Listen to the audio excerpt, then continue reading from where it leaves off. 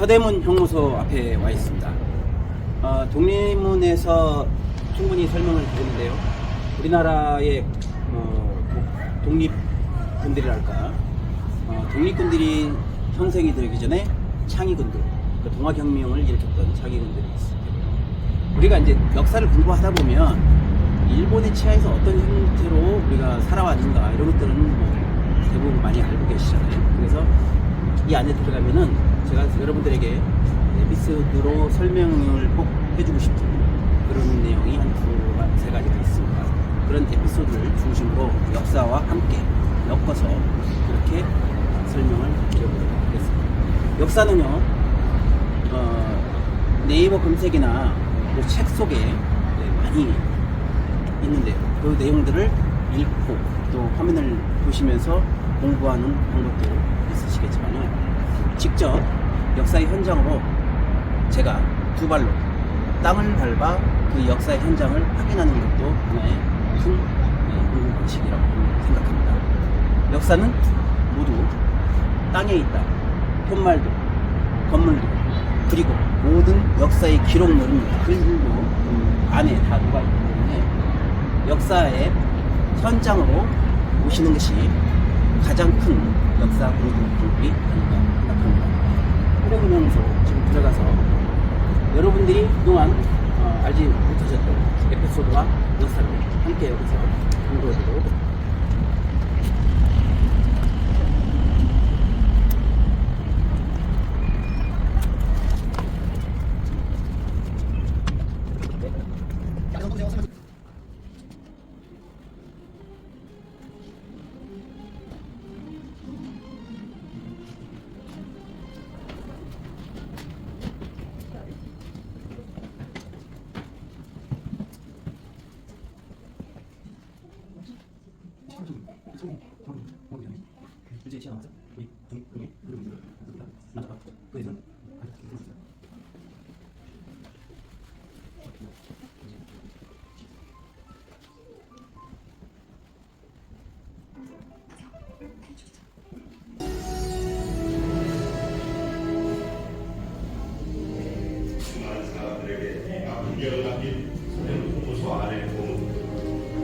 그때 고통스러운 기억을 가지고 있는 애국지사들의 이야기를 들어봅니다.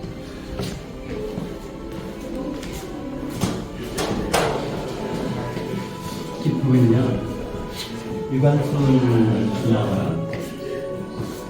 누나가 만세운동을 통해서 독립운동을 앞장섰던 이유가 부모님의 죽음을 목격하는 거거든요.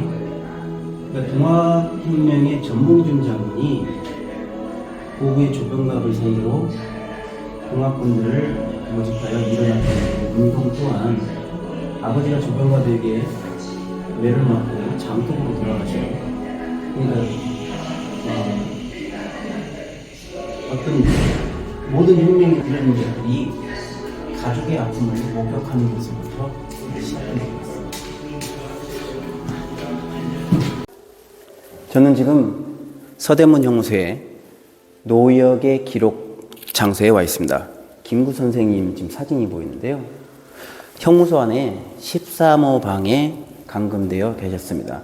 근데 13호를 좀 촬영할 수 없는 게 김구 선생님의 자료가 기록되어 있던 그 내용들이 13호 방은 지금 현재 폐쇄되어 있고 자료들이 지금 없어요. 그래서 노역의 기록 장소에 와서 김구 선생님의 사진을 촬영하면서 서대문 형무소에 있는 에피소드 중 우리가 잘 모르는 에피소드, 그리고 비교적 재미있게 꾸며졌던 내용들을 제가 꽃길 따라 역사여행 회원분들에게 소개하며 시작해 보도록 하겠습니다. 김구 선생님을 공부하기 전에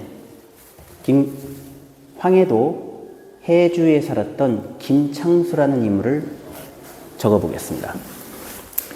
황해도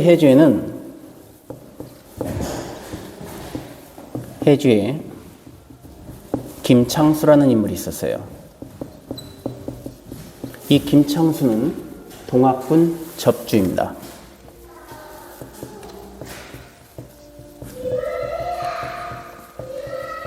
김창수가 황해도 해주의 동학군 접주라는 뜻이에요. 동학군 접주는, 이 접주는 동학군의 대장이라는 뜻을 의미하고요. 남접에는 한번 적어볼게요.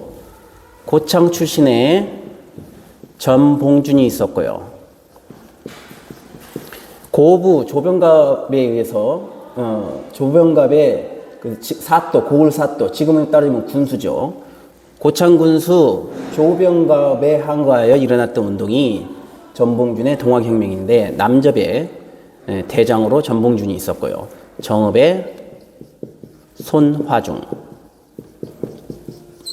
남원의 김계남, 이들이 남접의 대표들이었고, 그 중에 남접의 접주 대장이 전봉준이었습니다. 북접은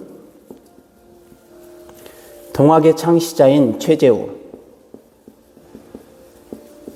경주 최부잣집 댁 아들이죠.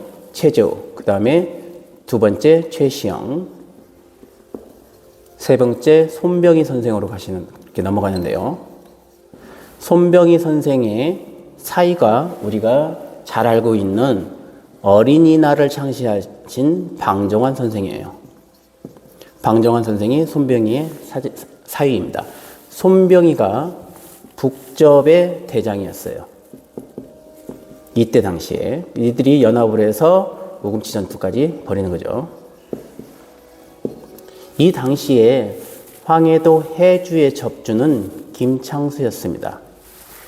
1894년 1월 김옥균이 상해에서 암살당하는 사건, 그 사건을 계기로 1894년 6월에 동학군, 이런 걸 계기로 해서 1894년 7월 23일 일본군이 제물포로 오죠. 왜? 이 동학군을 진압하기 위해서 내려왔던 홍계운이 청군을 또 끌어들이거든요. 그래서 청군이 들어오니까 일본군이 텐진 조약에서 제물포로 들어오고 7월 26일 날, 7월 23일 날은 경복궁 점령합니다. 경복궁 점령 7월 26일 날 풍도 앞바다에서 청군을 격파시키고 8월 1일 날 선전포고를 하면서 평양까지 진격하고 요동반도까지 먹죠. 그래서 1895년 4월 17일 날 시모노세키 조약으로 청나라에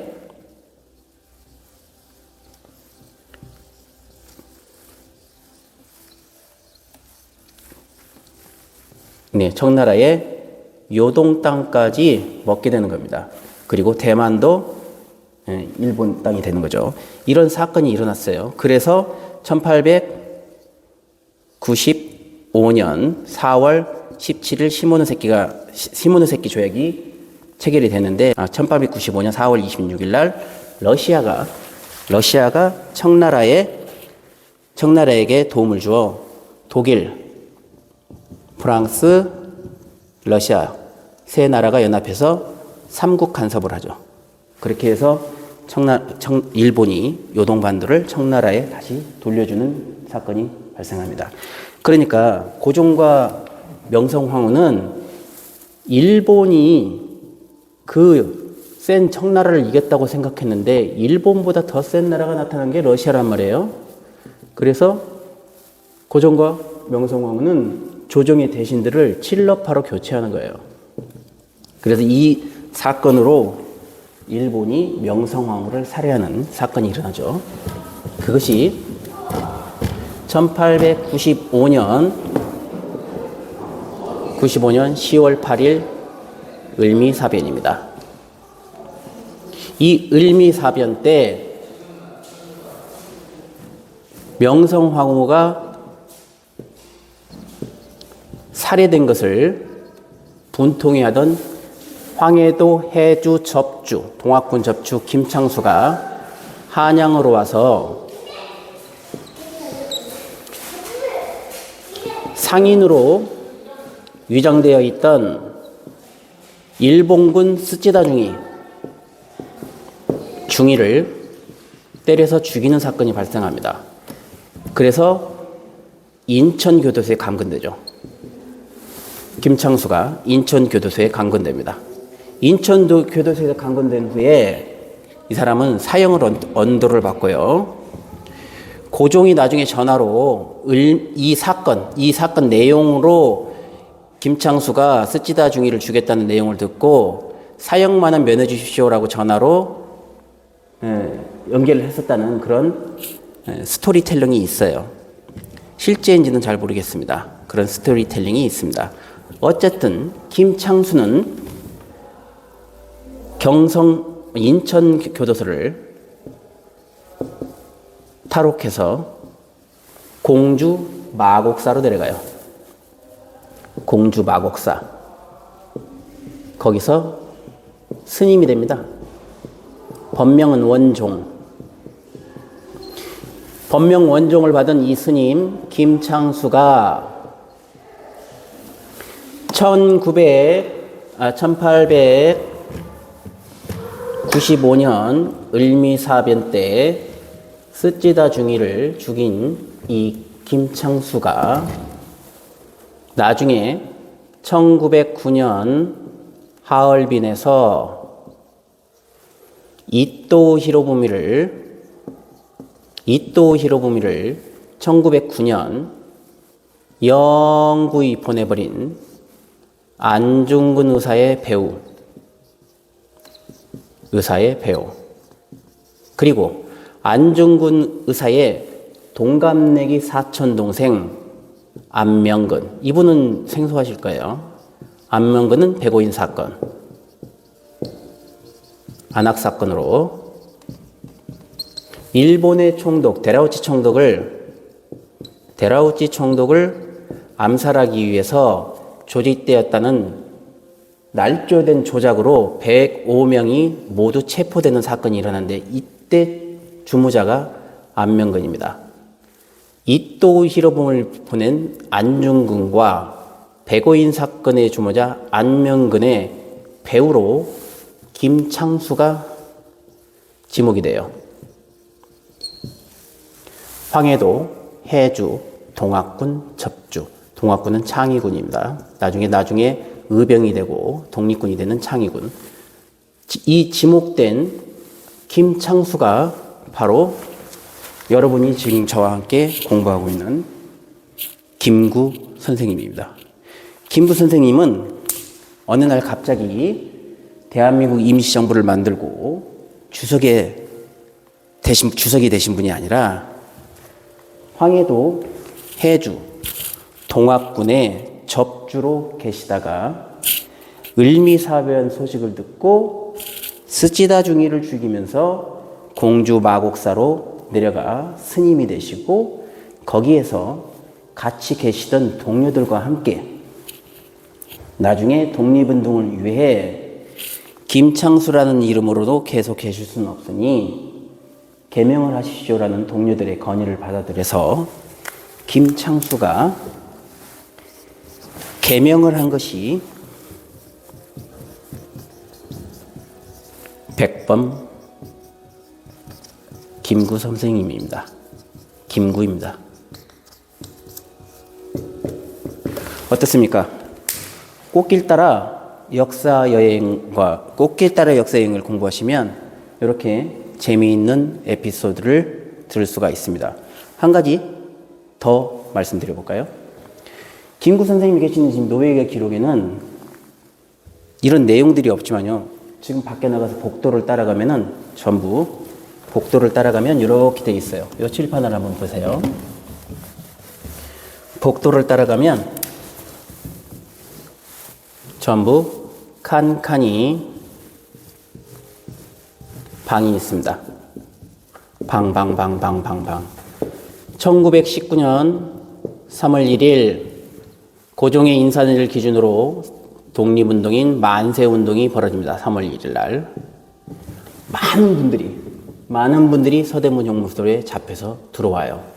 1919년 3월 1일 날 잡혔던 그분들 중에는 끝내 일본에게 전향되지 않고 계속해서 한 거여가지고 오랫동안 여기 계시던 분들도 계십니다. 19년 다음해인 20년 3월 1일 날 만세 삼창을 다시 한번 만세 삼창을 합시다라고 기념으로 다시 한번 만세 삼창을 하는 운동이 벌어지는데요. 이때 방들이 전부 막혀 있으니 서로에게 소식을 전달할 수 있는 방법이 없었어요. 그 방법을 이 사람들이 연구해낸 것이 바로 한글을 이용한 전달 방식인데요. 기가 막힌 방식입니다. 적어보겠습니다. 이들이 1919년 3월 1일 만세운동을 1920년 3월 1일 날 기념하기 위해서 전달했던 방식인데요. 바로 통방입니다. 한자로 한번 적어볼게요. 통할 통자에 방방자입니다. 통방.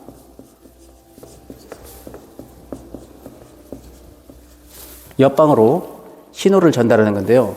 목소리를 전달할 수는 없고 얼굴을 서로 바라볼 수도 없잖아요. 그래서 생각해낸 것이, 자, 한번 적어볼게요. 자음은요, 기역, 니은, 디귿, 리을, 미음, 비읍, 시옷, 이응, 여기까지만 적어볼게요. 모음.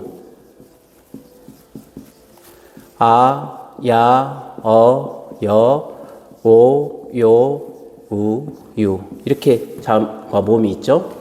그러면 꽃길 따라 역사 여행을 같이 공부하시면서, 역사를 공부하시면서 저희 밴드에서 함께 지금 계시는 분들이 다수 계시는데 그 밴드를 여기다가 한번 적어 보겠습니다. 한번 소개해 보겠습니다. 저희가 지금 네이버 밴드의 역삼 밴드를 운영하고 있죠. 역삼시대. 역삼시대의 역삼을 옆방에다가 전달해 볼게요.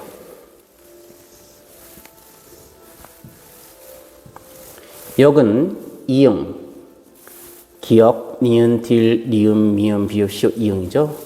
여기를 숫자로 변환합니다. 5, 6, 7, 8. 모음도 숫자로 변환합니다. 그리고 역삼시대 역에 이응이 시작되는 숫자를 8을 가져오고요. 모음, 아, 야, 어, 여의 네 번째 여를 가져오고요. 다시 자음, 기역을 가져옵니다. 이게 역이죠. 3을 가져올게요. 역삼시대의 3은 시옷이니까 7번, 아니까 1번, 미음이니까 5가 되는 거죠. 이걸 옆방에다가 제가 전달해 보겠습니다. 왼쪽 자음은 짧게 가는 소리로, 모음은 둔탁한 소리로 전달하는 방식을 썼습니다. 역삼시대 한번 쳐볼게요. 8번, 4번, 1번. 이게 역입니다. 이렇게 해서 옆방으로 역삼시대를 전달했고요. 3은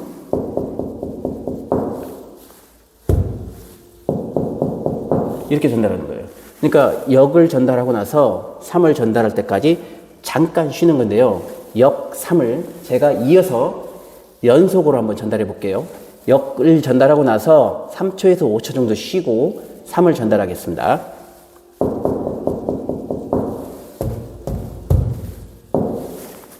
이렇게도 잠깐 쉬고요.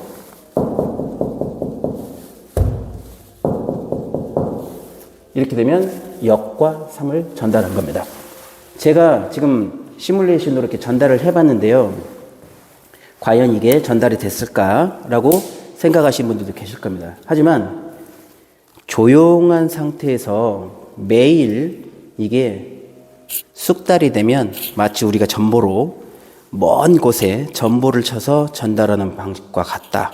이렇게 생각을 하시면 될 것 같습니다. 이렇게 전달했던 방식이 통방입니다. 방 쪽으로 전달하여 통하다. 통하였다. 소식을 이렇게 전달했습니다. 그러니까 역삼시대 이걸 이렇게 전달했는데 꽃길 따라 역사여행을 저와 함께 공부하시는 분들은 이런 재미있는 에피소드를 지속적으로 들으실 수 있습니다. 오늘의 에피소드는 김구 선생을 중심으로 한 13번 방의 창의군 에피소드와 그들이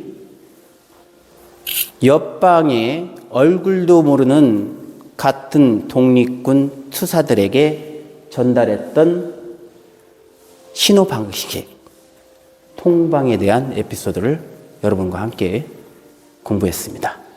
다음 에피소드로 함께 떠나시겠습니다.